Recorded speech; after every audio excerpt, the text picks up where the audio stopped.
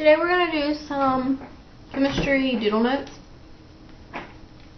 I already have everything written in. I thought it would be easier for me to just talk through this without having to write at the same time. So, everything including living things are made up of atoms. Atoms are made up of subatomic particles, including protons, neutrons, and electrons. Electrons are negatively charged, and they are found around the outside of the nucleus in this electron cloud. Protons and neutrons are found inside the nucleus. Protons are positively charged, neutrons negatively charged, and protons determine, the proton number determines what the element is. So here there are 3 protons. That means that this is the element lithium.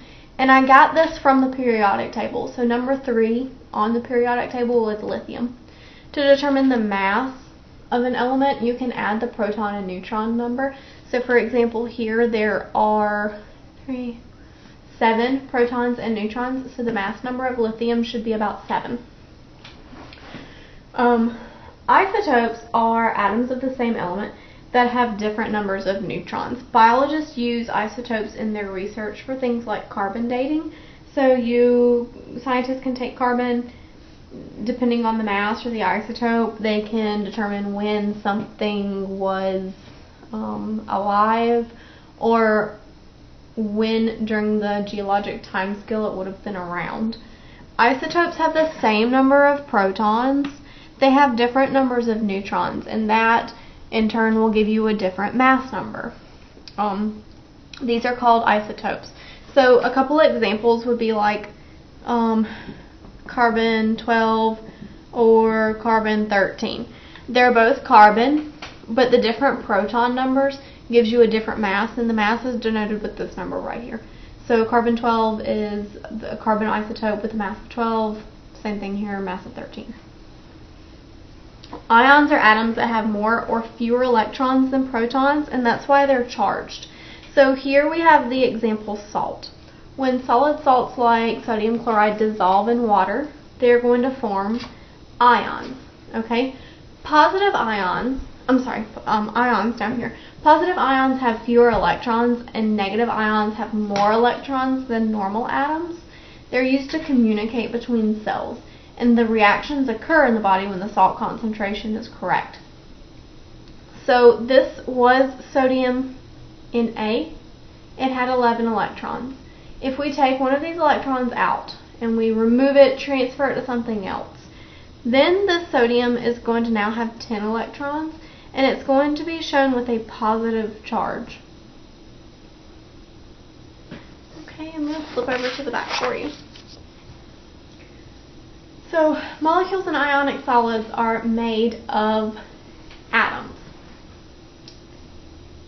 Here we have a molecule held together by covalent bonds. So, the atoms in molecules are held together with covalent bonds here. That happens when they are sharing electrons. So this nitrogen and this hydrogen are sharing electrons. They have a covalent bond.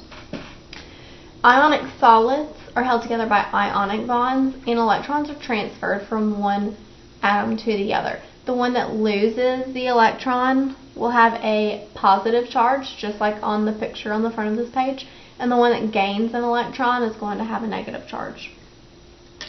Now, molecules can they can behave differently in water. So some molecules are attracted to water. These are called polar, and they're hydrophilic. So hydrophilic means they like water. These are often going to have nitrogen, oxygen, or sulfur atoms. Okay, so you can see all of the little water molecules out here. This large molecule is interacting well with all of these. These hydrogens are trying to bond to the oxygens.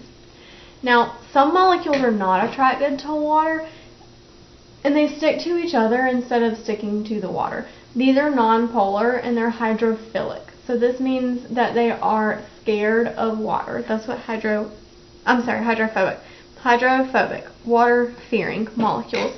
These are often going to be made of carbon and hydrogen, like you see here.